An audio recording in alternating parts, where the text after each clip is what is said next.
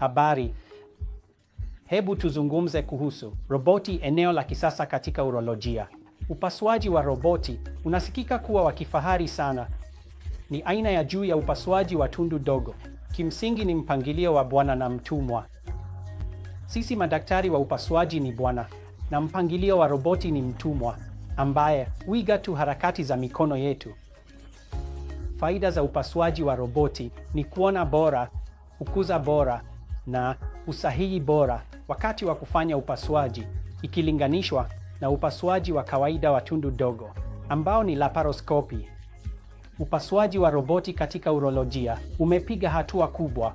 Kuna maeneo mawili muhimu ambapo ina jukumu kuu.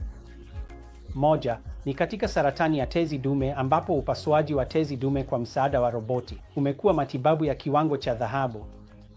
Eneo la pili ambapo roboti imeleta mabadiliko makubwa ni katika saratani za figo. Kihistoria, wagonjwa wowote wa saratani ya figo wangemaliza kwa kuondolewa figo nzima.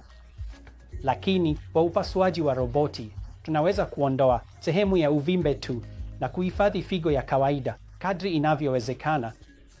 Kwa kutumia roboti tunaweza kufanya upasuaji hata kwenye uvimbe tata wa figo, ili figo ya kawaida iliyotolewa na Mungu iweze kuhifadhiwa kwa wagonjwa wetu.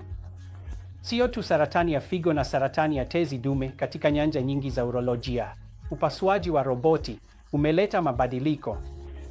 Kama daktari wa upasuaji wa roboti aliyehitimu, tunatoa huduma zetu hapa katika hospitali ya Apollo, barabara ya Banagata, kwa kutumia mfumo wa kisasa zaidi wa roboti wa Da Vinci. Asante.